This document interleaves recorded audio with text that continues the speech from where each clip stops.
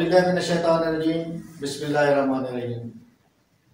बोल अवाम प्रोग्राम से मैं हूँ आपका मेज़बान चौधरी अरशद ढिल्लों।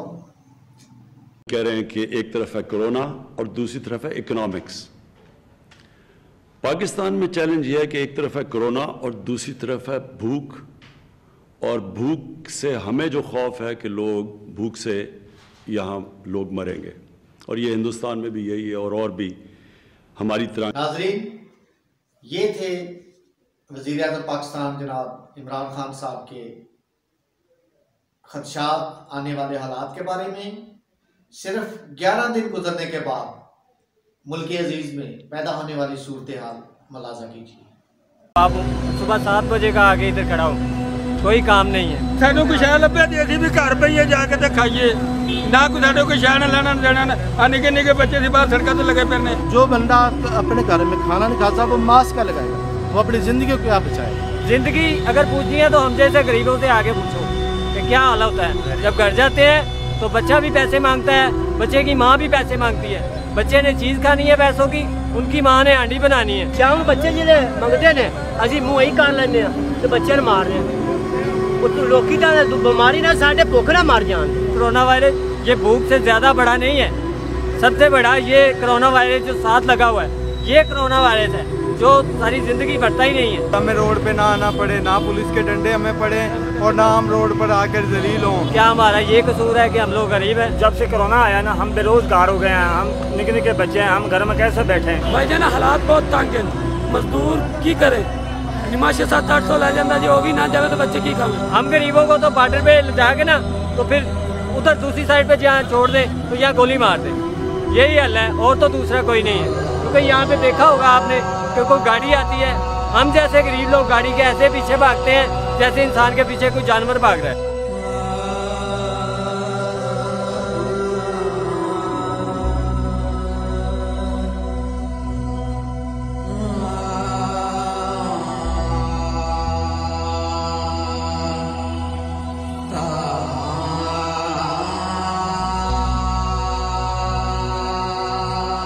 जनाब मैं अर्ज करना है कि मेहरबानी करो, जितने भी अमीर लोग बैठे हो मेरी अर्ज सुन रहे हो, मेरे दिल की पुकार सुनो, साढ़े गरीब आवाम की साड़ी मदद करो कि असी मतलब अगों हालात बहुत खराब आ रहे हैं। लिहाजा मेहरबानी की जाए, साड़ी मदद की जाए। साढ़े मकान किराए ते छोटे छोटे बच्चे ने, गरीब आदमी जुतियां साड़ियां कोई नहीं पैरे पालू, लेकिन कुछ तो ख्याल करो कि अल्लाह पाक ने तुहानू दिता है, तो तुसीं ये ना करो कि असी दब के बह जाइए।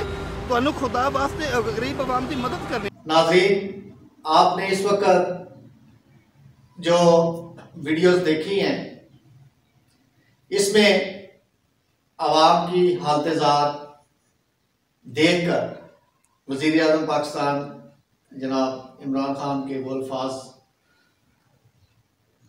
मेरे दिमाग पे आ रहे हैं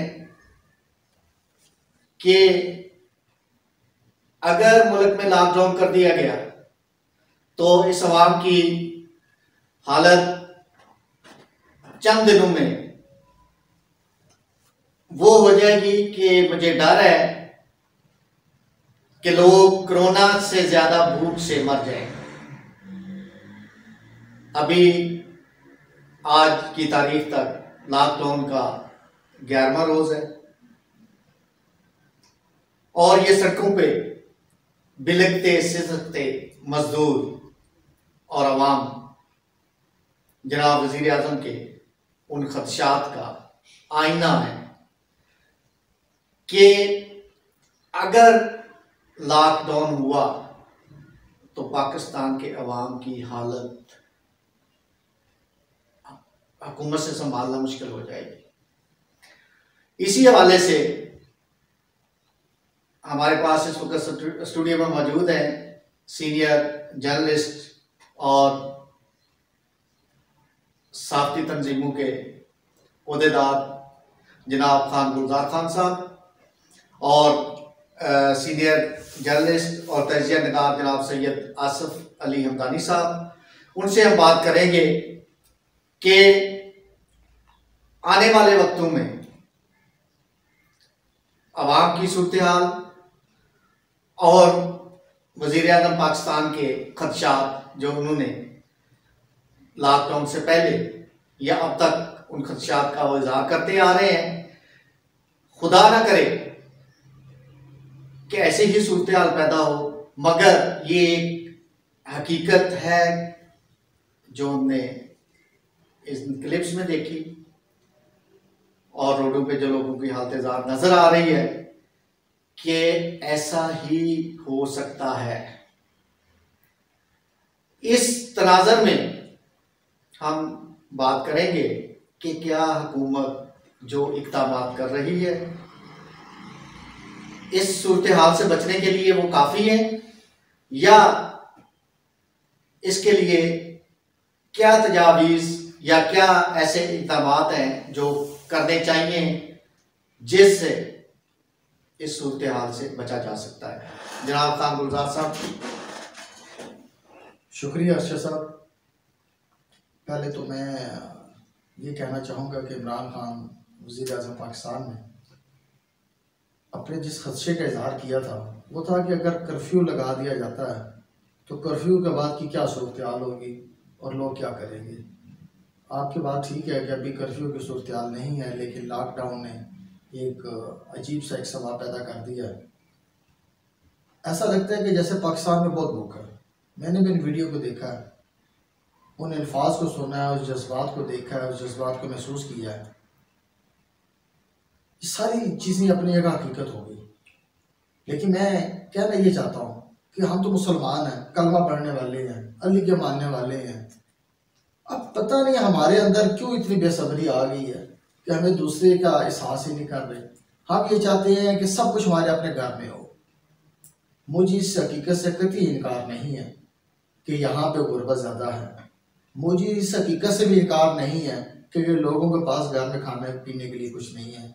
मुझे इस बात से भी इनकार नहीं है कि जी को कैसे अपने घर का रोज़ का खर्चा चला रहे होंगे, कैसे वो बिजली के, गैस के, टेलीफोन के बिल अदा करेंगे, कैसे वो पानी का बिल अदा करेंगे, कैसे उनके घर में बीमारी आती है, उस बीमारी का वो डॉक्टर को दिखाने के लिए, गली मोहल्ले के डॉक्टर को दिखाने के लिए 200-400 रुपया लाएंगे, कैसे वो कोई इंजेक्शन खरीदेंगे।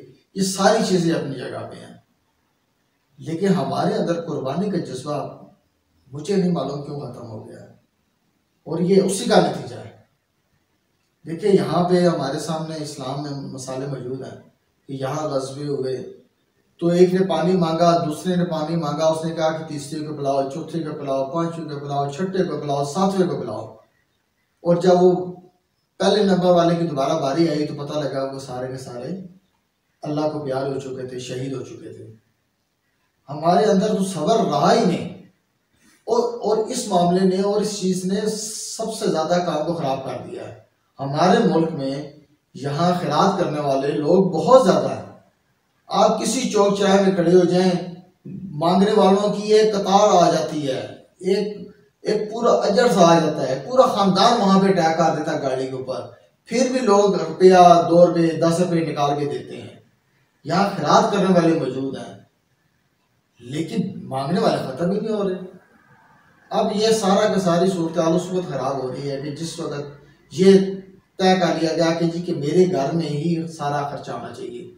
मैं आपको बताऊं अरशद साहब, यहाँ रमज़ान में जब इस पाकिस्तान के अंदर ज़्यादा दूर की बात, रमज़ान के अंदर जब आटा बेचा जाता है, जब आटा दिया जाता है तो लोग अपने घरों में जमा करते हैं। कुर्बानी का सीज़न आता है, कुर्बानी जब लोग देते हैं तो इतना लोग कुर्बानी का गोश्त लेने के लिए मौजूद होते हैं कि वो जिस बंदे ने कुर्बानी दी होती है वो अपना हिस्सा का भी गोश्त दे देता है, तब भी मांगने वाले ख़त्म नहीं होते। वो गोश्त कहाँ जाता है?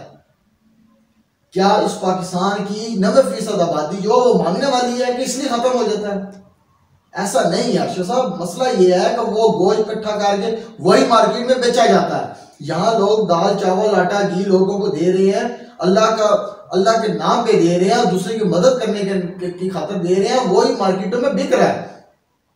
लोगों के घरों में वो चीज़ें बड़ी ख़राब हो जाती हैं, और ये नज़र आया है, ये महसूस हुआ है। ये रावलपिंडी इस्लामाबाद के केसेस हैं जो पुलिस ने रजिस्टर्ड किए हैं कि यहाँ जहाँ कहीं का किसी बस्ती में आग लगी तो पता लगा उसके अंदर से आटे की बोरियां निकली हैं। वहां पता लगा वहां गोश्त का एक अंबार निकला। वहां पे मसला ये है कि जब तक हम अपने आप को दुरुस्त नहीं करते, हम सब्र नहीं करते, दूसरे का ख्याल नहीं करते, उस वक्त तक ये चीज़ें ठीक नहीं हो सकती। हुकूमत ने अपने तौर पे जितने इकदाम उठाए हैं वो सारे के सारे इकदाम अपनी इस्तिताअत से बढ़ गए हैं। पाकिस्तान के पास अगर अमेरिका जैसा मुल्क में वो ममालिक जहाँ मैशियत बहुत मजबूत है, जहाँ अदारे बहुत मजबूत है, वहाँ पे भी मसाइल पैदा हुए, लेकिन वो पाकिस्तान के अंदर उस तरीके से मसाइल पैदा नहीं हुए। सिर्फ और सिर्फ वजह ये है कि यहाँ पे हमारे अंदर दूसरे का ख्याल करने का जो जज्बा है वो खत्म हो गया है। लॉकडाउन शुरू हुआ और ये लॉकडाउन वाकई 4 दिन पहले शुरू हो जाना चाहिए था, और इस लॉकडाउन में बहुत ज़्यादा सख्ती होनी चाहिए थी, बहुत नरमी है। अभी आगे गवर्नमेंट ने जनरल स्टोर वगैरह, ये तंदूर वगैरह, ये 5 बजे बंद कराने शुरू किए हैं। कहा है सुबह 10 बजे 9 बजे खोलें और 5 बजे बंद करें। आप मेडिकल स्टोर पे चले जाए, वहाँ आपको सिगरेट भी मिलेगा। मेडिकल स्टोर पे सिगरेट का क्या काम है? मेडिकल स्टोर पे चले जाए, वहाँ आपको चीनी भी मिल जाएगी, वहाँ पे आपको पत्ती भी मिल रही है। तो ये क्या है? तो ये चीज़ें सोचने की हैं। लॉकडाउन की जहाँ तक कोरोना हवाले से जो मेरा अपना ख्याल है कि जी कि पाकिस्तान में भी कोरोना उस तरीके से सामने नहीं आया। रावलपिंडी इस्लामाबाद में हुक्का दुक्का केस सामने आते हैं। 4-5 दिन पहले 17-18 केस सामने आ गए जो पॉजिटिव निकले। तादाद तो ज़्यादा की थी लेकिन पॉजिटिव केस कम निकले। आज रिसेंटली एक चाकरा से एक केस निकला है और वो चाइनीज़ है, मुसलमान हो गया था 2 साल पहले। अब्दुल्ला उनका नाम है। उनमें उस वायरस की तस्दीक हुई है। वो साहब चंद इस मार्च के महीने में ही वो चाइना गए, तफ्तान गए, आई थिंक सो चाइना गए और वापस आए। 8 दिन रहने के बाद तो उनके अंदर वायरस मौजूद सामने आया, पॉजिटिव रिपोर्ट आई है। तो कहने का मकसद ये है कि ये लॉकडाउन इसलिए किया गया था कि आप अपने आप को घरों में महदूद रखें।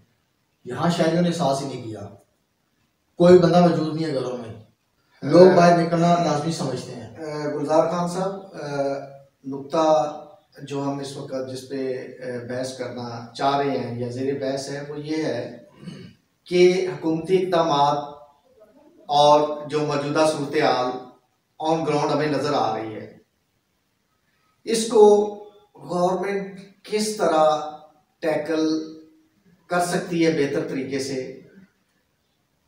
आपके कहने के मुताबिक कि ऐसे लोग या ऐसे अनासर मौजूद हैं जो कि एक गलत तस्वीर माशरे की हुकूमत के सामने लेके आ जाते हैं, तो इसका क्या तरीका है कि सही बात को सामने लाया जाए और उस चीज़ को गवर्नमेंट सही तरीके से टैकल कर सके। इस बारे में आप ये बयान फरमाएं, आप ये तजवीज़ दें कि किस तरह इसको सही तरीके से हैंडल किया जा सकता है। बादशाह जी,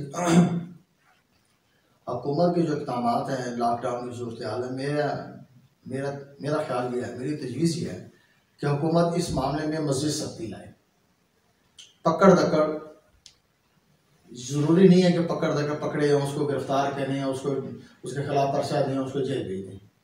आप उसको पाबंद करें, उसको पकड़ें, उसको कोई किसी जगह के लिए घंटे के लिए 2 घंटे के लिए उसको बॉन्ड करें ताकि उसकी फैमिली को एहसास हो, उस बंदे को भी एहसास हो, और उसके बाद उसको मुकम्मल तौर पे उसको घर रहने का पाबंद किया जाए।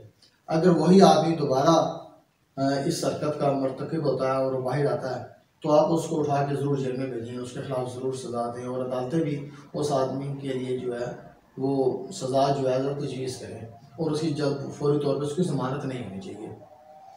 लॉकडाउन को मज़ीद सख्ती लाया जाए। दूसरा ये मैकेनिज़्म बनाना चाहिए कि जी के जितने मुखय्यर हज़रात हैं वो एक लाइन के ज़रिए, एक अदारे के ज़रिए अपनी चीज़ें जो है वो मुस्तकीन तक पहुँचाने का इंतज़ाम करें। एक ऐसा अदारा बने, शहरों में डिप्टी कमिश्नर मौजूद हैं, असिस्टेंट कमिश्नर मौजूद हैं, इनके ज़रिए चीज़ों की तरसील को यकीनी बनाया जाए और घरों के अंदर चीज़ें पहुँचाई जाए।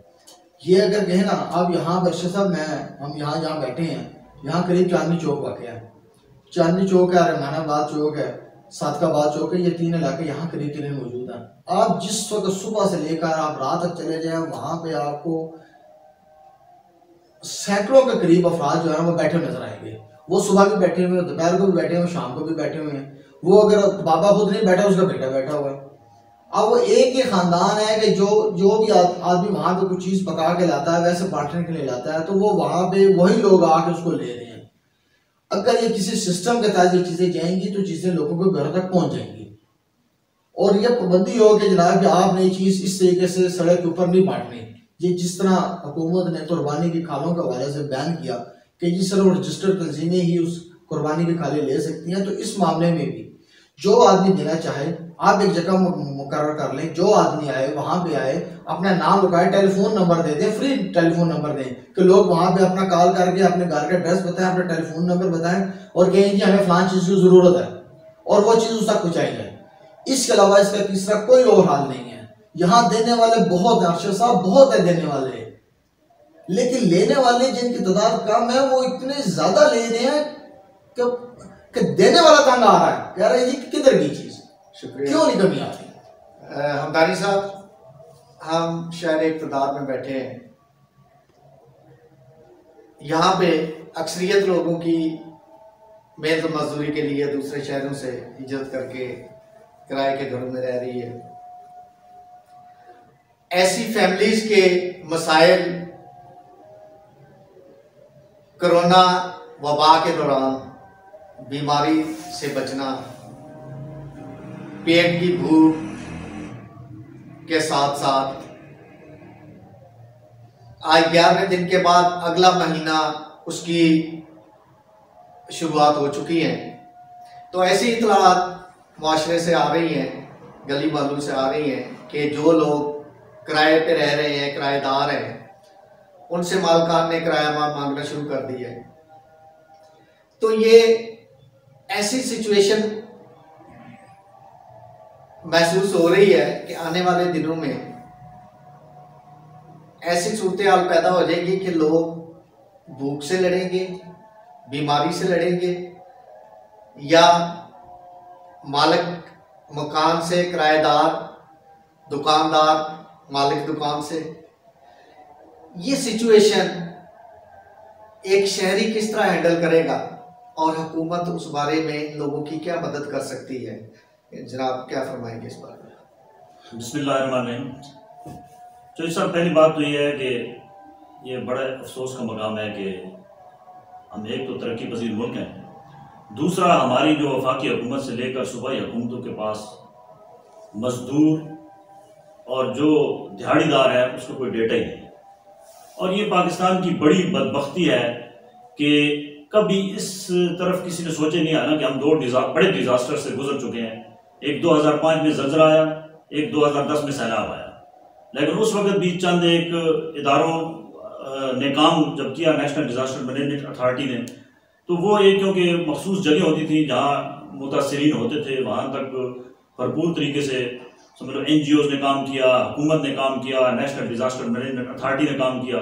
तो एक तो अफसोस की बात यह है कि ये जो नेशनल डिजास्टर मैनेजमेंट हमारा जो डिपार्टमेंट है, ये सिर्फ हमें तब नजर आता है जब कोई इस किस्म की कुदरती आफत आती है या कोई इस किस्म का समझ लो कि कोई हादसा होता है, तो ये हमें तब नजर आते हैं। ये बाकी साल भर तो ये काम करते ही नहीं है। हालांकि नेशनल डिजास्टर मैनेजमेंट अथॉरिटी का जो तस्वर है वो ये है कि इनके पास पूरी फैक्ट शीट होनी चाहिए कि कौन कौन से एरियाज बॉटम लाइन पे हैं, कहाँ पे खतरात ज़्यादा हैं, कहाँ पे लोगों के कच्चे घर हैं, कहाँ पे मजदूरों के बहुत बड़ा जो है वो तादाद में वो चाहे वो भट्टों की सूरत में है या जो किसी की सूरत में इंडस्ट्रियल जोन है, वहाँ कितने मजदूर काम करते हैं। तो एक तो ये है कि गवर्नमेंट को चाहिए कि ये जो अभी टाइगर फोर्स बना रहे हैं इसकी फिलहाल ज़रूरत नहीं थी। यहाँ पे इमरान खान दो बहुत बड़ी सर्विसेज दे सकता था, लेकिन बदबख्ती से उसके जो मुशीरान हैं उन्होंने पत्नी उसको किस डगर लगा दिया है। नंबर 1 कि जितने पोलियो वर्कर्स हैं इनके पास पूरा डेटा पोलियो डिपार्टमेंट का जो है वो जितने वर्कर्स हैं उनको पता है किस घर में कितने बच्चे हैं, क्योंकि वो पोलियो के जब कतरे पिलाने जाते हैं तो उनके पास एक बाकायदा फैक्ट शीट होती है। इन्होंने उसको फॉलो ही नहीं किया। इनको चाहिए था कि वो उसको फौरी तौर पे फॉलो करते, और इन्हीं से जो टाइगर फोर्स से ये काम लेना चाह रहे हैं ये पोलियो वर्कर से काम ले सकते थे, वो इन्होंने नहीं लिया। ये बड़ा इन्होंने चांस मिस किया। दूसरा, एक्स जो सर्विसमैन हैं, जैसे आर्मी के रिटायर्ड ऑफिसर्स हैं या बाकी फोर्सेस के रिटायर्ड ऑफिसर्स हैं जिनसे बहुत बड़े पैमाने पे काम लिया जा सकता है, उनको किसी ने ऑन ही नहीं किया। ये नई भर्तियां शुरू हो रही हैं। ये जो नए लड़के भर्ती हो रहे हैं, पहली बात तो ये है कि ये सारे जज्बाती लड़के हैं। कोई यूथ का है, कोई किसका है, इनकी ट्रेनिंग नहीं है। इनको ट्रेन करते करते एक गरीब जो इस वक्त भूख से बिलक रहा है, या वो सहारा ढूंढ रहा है, या वो 8187 पे नंबर सुबह से लेकर शाम तक मिला रहा है, तो ये पत्नी किस डगर ये स्कीमें, और ये स्कीमों का टाइम नहीं था। ये 2-3 काम करने के थे। नंबर 1 कि अशिया खुर्दनोश की जितनी भी चीज़ें हैं, हुकूमत को चाहिए था कि वो इनकी कीमतें 50% रिड्यूस कर देती, और इनके जो ज़ख़ीरा अंदोज़ हैं आर्मी के ज़रिए उनका ऑपरेशन करवाती, उनसे ज़ख़ीरा अंदोज़ों से आटा, घी, चीनी, दालें निकलवाती, और वो सरेआम उसकी जो है ना सप्लाई, वो एक गांव के छोटे से स्टोर से लेकर बड़े स्टोरों तक होनी चाहिए थी। इससे एक ज़्यादा जो है वो मज़ीद हालात ख़राब हुए हैं। तो उसमें एक सिस्टम बना देते, जैसे अभी उन्होंने बनाया कि 4-4 फुट पे उन्होंने एक दायरा लगाया है, और उसमें खड़े होकर वो कहते हैं जी कि आप अपनी अशिया खुर्दनोश खरीदें। तो मेरे ख्याल में अगर चीनी, घी, दालें और ये चीज़ें वो अगर एग्जाम नरखों पे 50% रिड्यूस पे मिल जाती, तो मेरे ख्याल में ये आपको मजदूर भी घर में उसका चूल्हा भी जलता नजर आता, कोई उसका पड़ोसी भी उसको कोई चीज़ें लेकर दे सकता था कि अगर वो रीजनेबल रेट पे मिलती। अभी तो आटा ब्लैक में मिल रहा है, चीनी शॉर्ट है, आप यूटिलिटी स्टोर्स पे चले जाएं, जहां पे चले जाएं, तो ये मजदूरों का इनकी जब झाड़ी नहीं लगेगी तो ये तो फिर सारा दिन इंतजार में रहेंगे ना कि कोई आए, गाड़ी रोके, उसमें से देचका निकाले, इनको कुछ दे, क्योंकि एक मजदूर तो नहीं है, उसकी पूरे खानदान है, उसकी फैमिली है, वो बैठी है उसके इंतजार में कि वो दिहाड़ी लगा के लाएगा तो शाम को उसके घर के 5 अफराद हैं, 6 अफराद हैं, वो उनके पेट पलेंगे। तो मैं समझता हूँ कि अगर यही सूरत हाल रही, अल्लाह ना करे ये मजीद अगर रमज़ान शरीफ आगे सर पे आ गया, वो हुआ, तो फिर तो मुझे तो बहुत बड़ा तूफान नजर आ रहा है कि इससे निपटना हुकूमत का काम बहुत मुश्किल से होगा। दूसरा, जो मुखैर हजरात हैं, इनका भी मुझे नहीं समझ आ रही है कि ये मुखैर हजरात अपनी अपनी वो दुकानदारी चमकाने के लिए वो NGOs जो बड़े बड़े जो फंड्स देती हैं, फॉरेन फंडिंग, उनकी क्या कंट्रीब्यूशन है? उनकी कंट्रीब्यूशन यही है कि वो अपनी किट्टे बना के बेच रहे हैं, ये गलत है। उनको चाहिए नेशनल डिजास्टर मैनेजमेंट अथॉरिटी उनको अपने समझ लो कि कवर में लाए। जो भी फॉरेन फंडिंग तो यहाँ पाकिस्तान के अंदर बड़ी बड़ी NGOs काम कर रही हैं, इस्लामिक रिलीफ है, मुस्लिम हैंड्स है, बड़ी बड़ी NGOs हैं, ठीक है, जिनको ट्रिलियन रुपीस पूरी दुनिया से डोनेशन मिलती है। तो वो अब लगाए ना, अब लगाने का टाइम है। वो उन मुल्कों में जाके कहते हैं, कोई कहता है मैं 68 ममालिक में काम कर रहा हूँ रिलीफ का, कोई कहता है मैं 100 मुल्कों में काम कर रहा हूँ। भाई हमारे अपने मुल्क के ऊपर आफत है, तुम्हें आज तुम्हारी जो पहचान है इस मुल्क की मट्टी से है। आज जो कुछ भी हो तुम पाकिस्तान की वजह से हो। तो इस पाकिस्तान की आवाम पे जब बुरा वक्त आया तो तुम्हें चाहिए कि तुम अब अपनी तिजोरियों को मुंह यहाँ खोलो। यहाँ पे गुर्बत ज्यादा है, ये हम तरक्की पजीर मुल्क हैं।